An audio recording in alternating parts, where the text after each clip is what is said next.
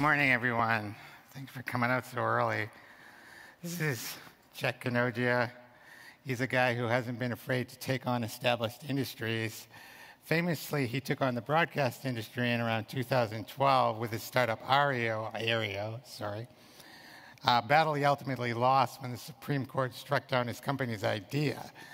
But today, he's the CEO of Starr, a company that wants to take on big internet providers with an idea to deliver 5G internet to the masses at a reasonable cost, which is an idea I think we can all get behind.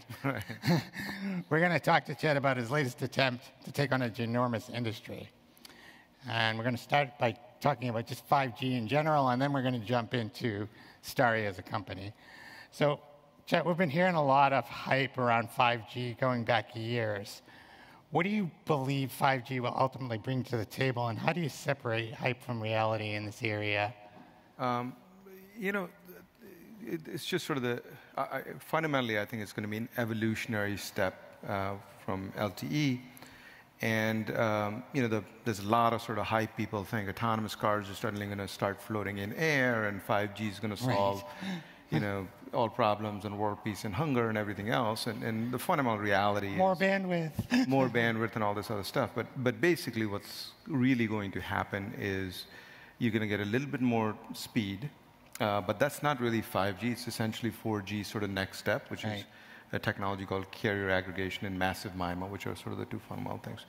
But 5G is, I look at that as forget the hype part, but it's an indicator of where the world's going to head. And really what that indicator is, finally you have so much computational capability and power that sort of the Moore's law is being applied to communications and wireless communications. So this is just a starting point, I think, where things are going to go. But it's going to be a multi-decade process where you will see a lot of evolutionary things. I do want to caution, because I think a lot of people in the startup community sort of, hear that as a starting gun and say, oh my God, Verizon this, or let me go invent the next thing that's going to take advantage of 5G or whatever. The reality is, all that is sort of hooey. A lot of these companies have no idea what they want to do or not do, and nobody actually makes any real money with working with these guys. So as a startup founder, the first time around when I was looking at these things, it was like, as soon as there was an announcement, I'd get like, oh my God, I'm so behind, I have to do this. And the reality is, no, you don't. Right. Things move much more slowly than we think they do, don't Exactly, yeah. These are capital cycles that take 15 years to play out.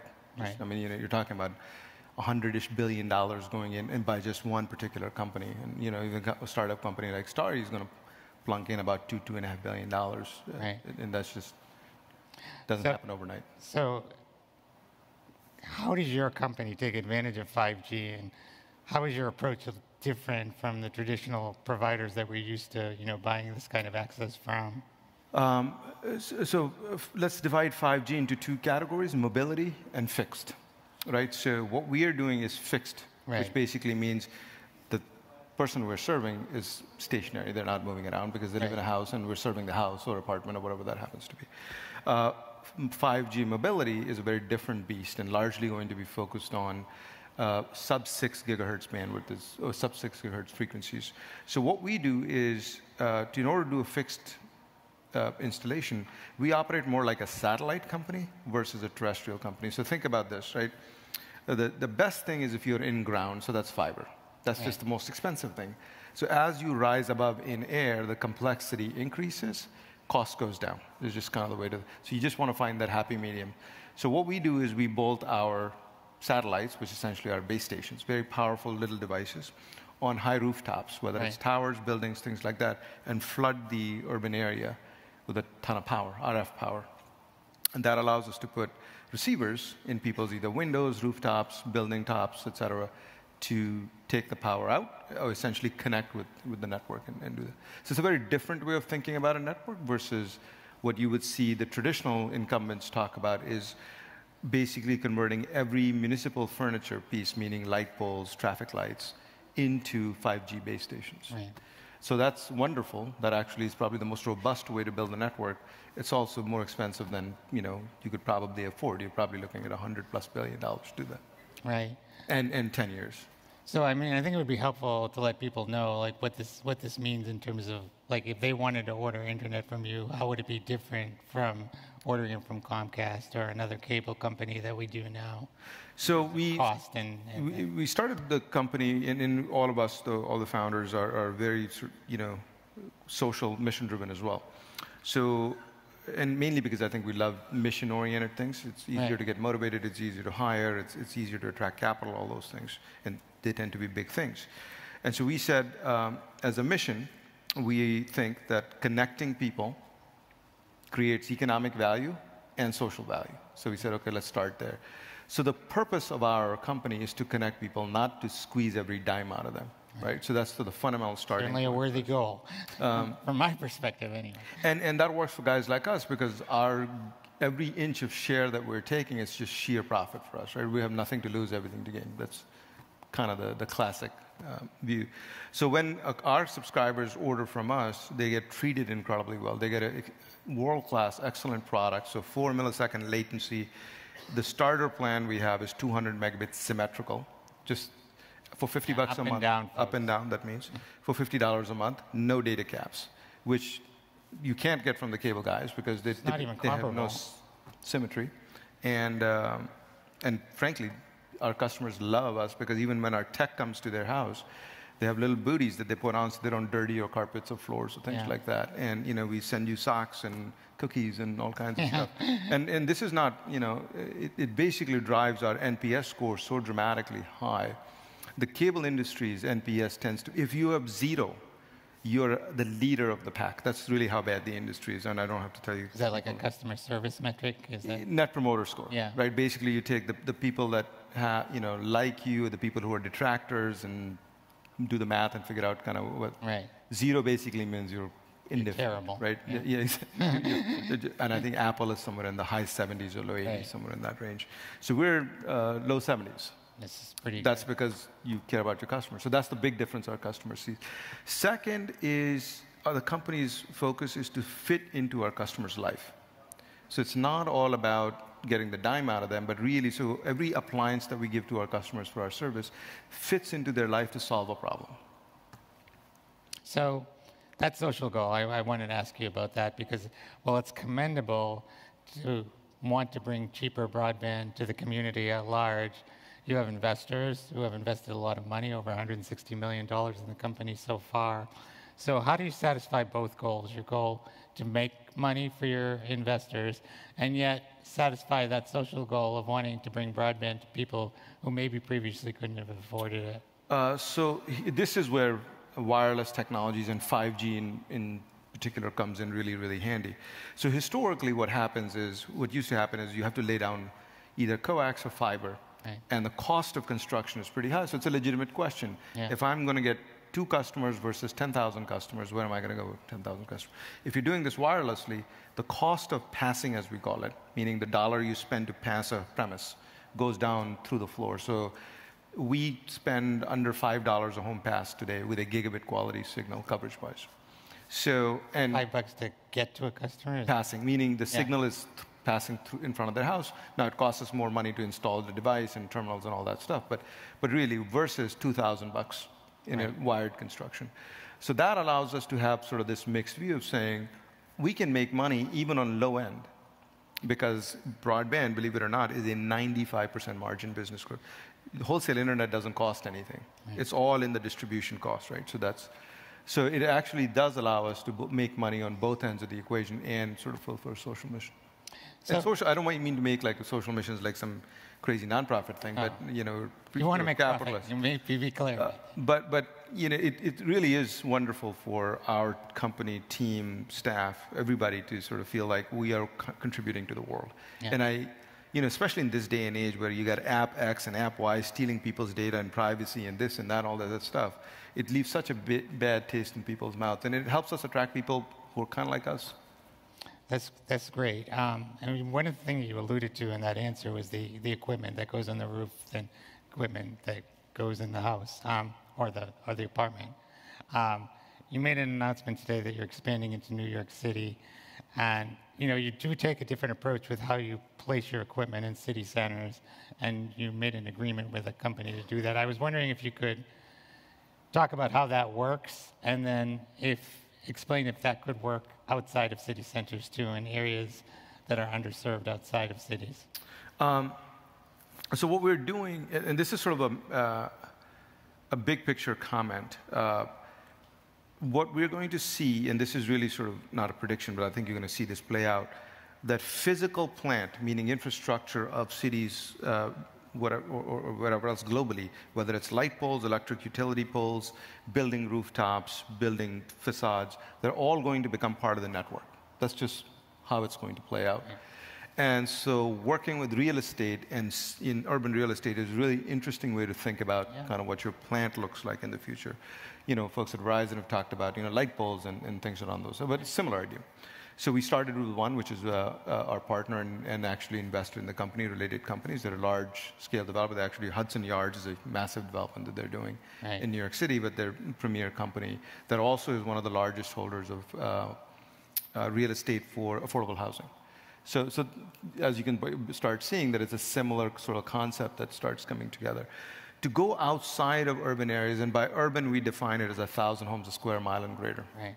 To go outside of that, we certainly can, but what you need is different frequency bands. So there are new frequencies that the FCC is making available, this thing in particular called CBRS, which is Citizens Broadband Radio Service. So there's going to be a bunch of spectrum in the 3.5 gigahertz band that's going to come in that will assist people, whether it's us or others, to enter the market in the more sort of deep suburbia and rural cases. And then obviously there's satellite broadband with low orbit satellites that's always, makes a cycle every 15 years, comes by and goes by. Right.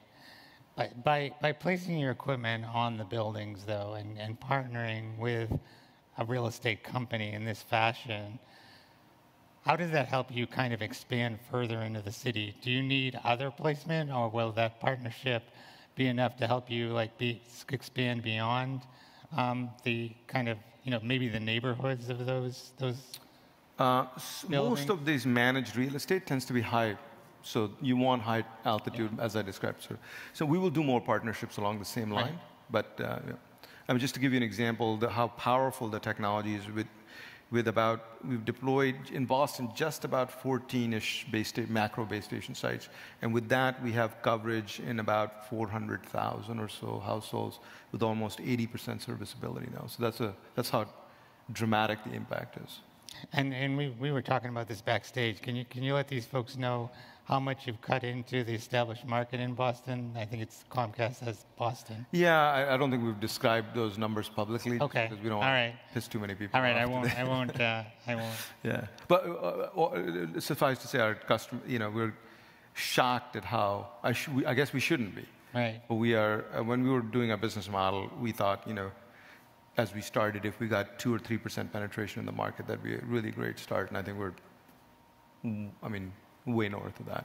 Yeah. One of the things that we talked about in our prep call was the fact that you're targeting consumers, particularly cord cutters. And I think this particular solution would really appeal to the cord cutters who are looking for that alternative. That last thing that they can get rid of is the internet access. And I speak from experience when I say that. But when you chose to go that way directly to the consumers, you're not partnering with the big networks. And I'm wondering, wouldn't they give you more lift to achieve your social investment goals if you said, okay, we're going to partner with the big networks? Oh, God, no. Never. I was talking to, and I won't use the name of a major Asian equipment provider. Yeah. One of the senior executives, they were like, why don't you go sell your technology to AT&T or Verizon, whatever? And frank reality is you just can't get there from here. You can't make any money doing this. And I'll give you an example. The two most largest equipment suppliers outside of Huawei in this sector, Ericsson and Nokia, are taking on debt to finance R&D in 5G. That's how silly the situation is. You can't make a dime doing this stuff. Right. So in fact, we can raise, today if you went out to the venture community and said, hey, I wanted to get venture capital because I'm going to sell equipment or technology to cable companies or wireless companies, they wouldn't give you $1. And if you go out and say, I think I can build a carrier from scratch, there are all kinds of money. So that's just kind of nature of the beast. Yeah. So you have a history of going after markets, of being an irritant, of doing things that the big companies don't even want you to try. I mean, Aereo was a big example of that, and they were successful in stopping you in that case. In this case, I think it would be harder for them to put up legal barriers for you. But how would you advise startups who are taking on big established players in industries like you've done in the past, with deep pockets, and what should they be doing to do some of the things that you've been able to achieve? It's startups are all about asymmetrical warfare, right? That's really what it comes down. So you have to have something that the other guy can. I mean, fundamentally, as a small, nimble company, you have a huge set of advantages, right? You're not wedded to an idea. You just can move fast, and you can break things and get on with it. So get an advantage that just gives you a huge amount of asymmetry. So Aereo, you mentioned, was a regulatory asymmetry that we were exploiting and taking advantage of. Here, it's technological asymmetry, right? So that's really that's kind of what I focus on is, do you have a 100x advantage, 10x, 20x, 50x advantage over the incumbent structure in some way, shape, or form? And beyond that, don't have too much of a strategy. We never have any strategy. For us, it's a massive sector. It generally makes sense. The cost structure is generally there for us. Okay, great. Let's really get good at doing it. Don't overthink it. Just get really good at execution, and then rest it'll take care of itself. I mean, when you did Aereo, and I don't want to bang on Aereo too much, but it was a pretty clever idea, really, and almost simple in a way. And the best ideas, I think, often are. But it must have been terribly frustrating for you to have these big companies go after you in that way.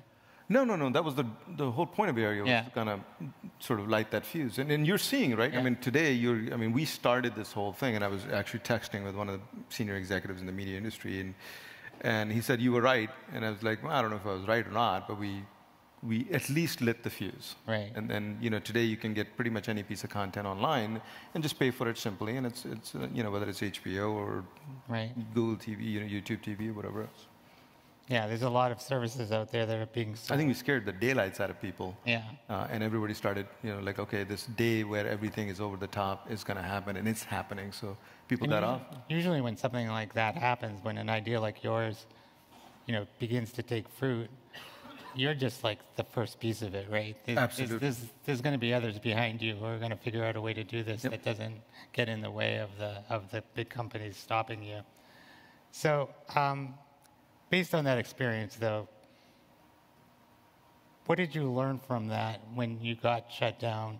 And I mean, you started Starry pretty much right after Aereo got shut down. It was this right around the same time.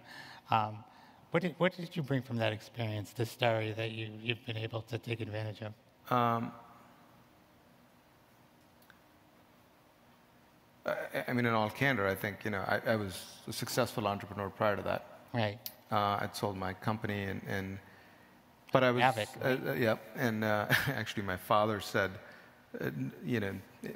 my parents live in India, so he was like, son, your fame needs to catch up to your fortune now, because nobody knows who the hell you are. Right. So I was like, great. And after the last company, Aereo, he said, now your fortune needs to catch up to your fame, because everybody knows who you are, but you have nowhere close to the money that you're supposed to have at that sort of level of thing.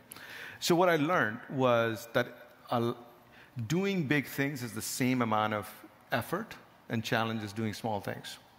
So it's worth applying yourself to really big things. I think we built an incredible team at Aereo that transitioned into Starry, and one of the biggest reasons we started Starry right after is because I just loved working with my partners. And so Starry is actually a weird company in the sense it was started by 26 people or 25 people day one. And the entire principal sort of engineering / founding team was coming out of Aereo. And what most people don't understand about Aereo also was that the idea was simple, but it was an incredibly difficult technical problem. Absolutely, yeah. And so just to give you an example, when we started the company, to transcode, meaning going from MPEG-T to MPEG-4 at 3 different rate profiles, used $2,000 a channel. When we shut the company down, we had the largest transcoding fabric in the world, and we were doing it at $25 a channel in 3 different rate profiles. And so that's how great this engineering team is. So people say, well, that was like a media thing. I was like, no, you don't understand. That was a hardcore RF plus cloud company, and so is Starr. Different frequencies, but similar traits, if you will. So we're going to have to end it right there because we're out of time. Please give Chet a hand for chatting with us. Great. Thank you. Thank you. Thank you very much, gentlemen.